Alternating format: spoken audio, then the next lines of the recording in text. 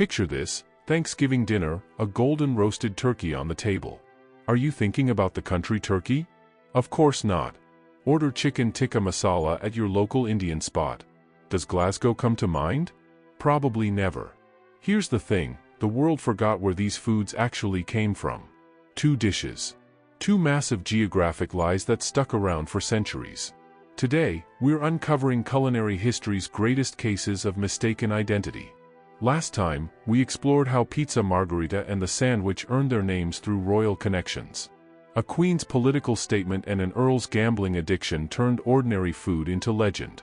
But nobility doesn't write the whole story. Sometimes the biggest mistakes hide in plain sight, buried in the everyday words we use. This video digs into geography's wildest misunderstandings and the bizarre accidents behind food names. Consider this: one bird carries a country's name despite never setting foot there. Another dish gets credited to India when it was actually invented on Scotland's rainy streets. Two names. Two completely wrong geographies. Two historical mix-ups that nobody caught. The turkey isn't Turkish. It's American. Chicken Tikka Masala isn't from Bombay. It's from Glasgow. Behind these stories sit 16th century European confusion and 20th century immigrant ingenuity. Next episode: wars that shaped what we eat, crescent pastries and beef dishes born from battlefields. Two words. Two dishes. Two stories. We're heading back to the age of exploration, when European ships were redrawing the world map. Back then, the East meant mystery and wealth. Spice routes, silk roads, exotic treasures, everything flowed through Ottoman territory. For European traders, Turkish lands became shorthand for anything coming from that direction, not just geography, but cultural perception. The East meant the Turks. During this era, a bird from North Africa started appearing in European markets. The Guinea fowl. It arrived via Ottoman merchants or through Ottoman-controlled routes. Europeans had no clue about its actual origin. They just knew, came from Turkish traders, must be Turkish. Naturally, they called it the turkey bird. In English, turkey cock. Eventually just turkey. But the real confusion was just warming up. Early 1500s, Spanish and Portuguese explorers hit the Americas and found something completely different: big, meaty, nothing like what they'd seen before. Native Americans had been eating this bird for centuries as a major food source in the Aztec Empire, using it in sacred rituals. The Aztecs had their own name for it and considered it valuable enough to offer as tribute to their rulers. When Spanish conquistadors shipped these birds back to Europe, people were amazed. Sort of looked like that African guinea fowl, but way bigger and tastier. First Europeans who tried it were impressed by how rich the meat was. By the 1520s, these American birds were appearing in European markets. Spanish ships carried them across the Atlantic, but nobody really understood what they were dealing with. European merchants and regular folks started mixing up these two totally different birds. Both fit the vibe: exotic, large, from somewhere far away. English speakers stuck with what they knew and called this American bird turkey too. Except it wasn't from Turkey. Or Africa. Pure New World. And just like that, history's greatest geographic naming fail was born. An American bird wearing an Asian country's name. England wasn't alone in botching this.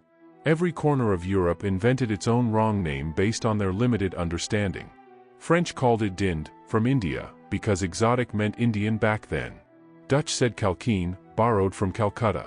Turks ironically called it Hindi, meaning from India.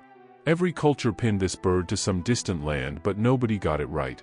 The bird was American, period. Why the confusion? Limited geographic knowledge in the 1500s plus chaotic trade routes meant people were guessing. The world map was still being figured out and every discovery brought surprises. People named things based on their closest guess, often getting it spectacularly wrong. Turkey stuck in English and now the whole world uses that name. America's iconic Thanksgiving centerpiece carries turkey in its name but never lived there. Every November, millions of families serve up a bird native to their own continent, yet the name still points east. Now let's jump to another geographic disaster. Geographic screw-ups didn't end in the 1500s. Sometimes they happen in modern times, right under our noses. Chicken Tikka Masala, Britain's favorite dish today. Most people assume it's India's gift to the world. Thousands of Indian restaurants serve it with pride. Reality? Way more complicated and honestly pretty wild. Chicken Tikka Masala probably wasn't invented in India at all. Most likely birthplace, Glasgow, Scotland. This story perfectly captures how immigrant food evolves and how adaptation sparks creativity. 1960s and 1970s, massive immigration wave from former British colonies. India, Pakistan, Bangladesh, thousands arrived in the UK. They opened restaurants, adapted traditional recipes for British palates.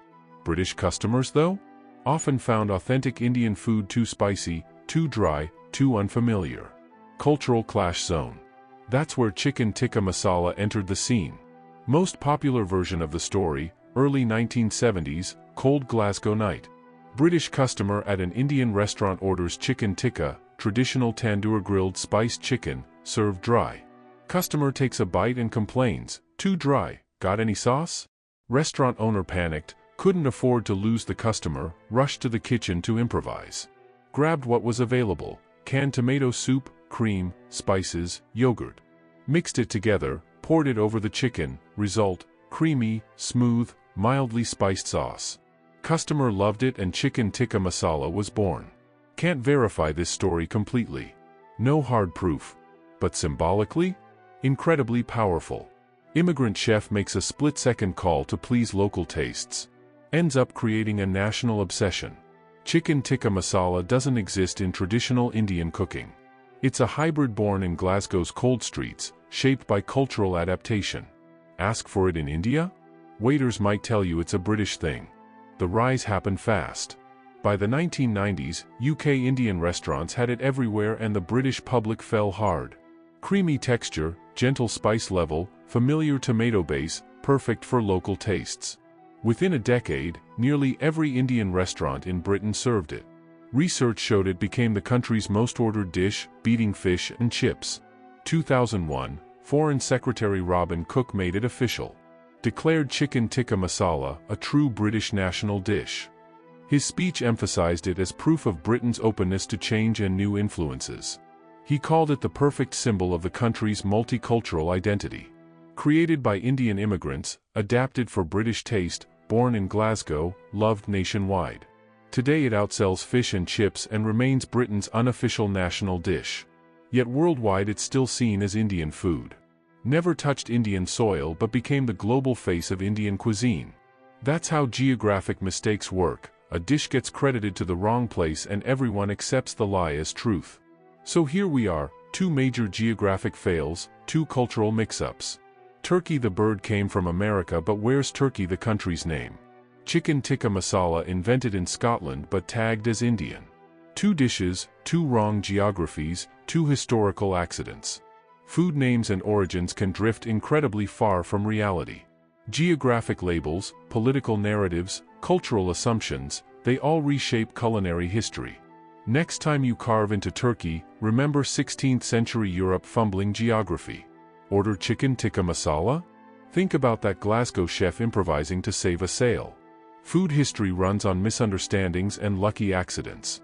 The origin stories run deeper than the flavors ever could. Next video, War's fingerprints all over food history, Vienna bakers and Wellington's beef. Stay hungry for knowledge. 2 words. 2 dishes. 2 stories.